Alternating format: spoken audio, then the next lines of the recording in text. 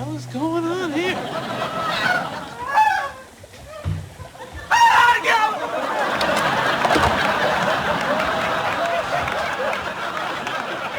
What are you doing? I got 3 kitchens going. I got brisket going at Newman's. I got Kugel working at Mrs. Sanfino's, and this is Kreplach.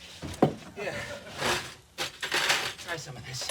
No, I don't want to. Eat. Your skin and bones. Huh? Oh, this is awful. Oh, Jerry. It's Kreplach. It's an acquired taste, yeah. Oh, yeah, now.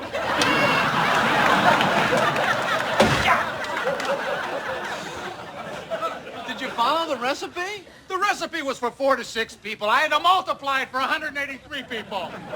I guess I got confused. It tastes like dirt. Well, I also dropped it on the way over.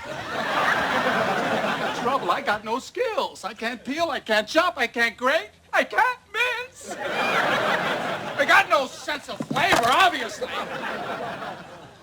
You know, I gotta talk to Frank. Kramer, you can't No, talk I've gotta to talk Frank. to him. I know that he can help me. I think there's a dead animal in the elevator.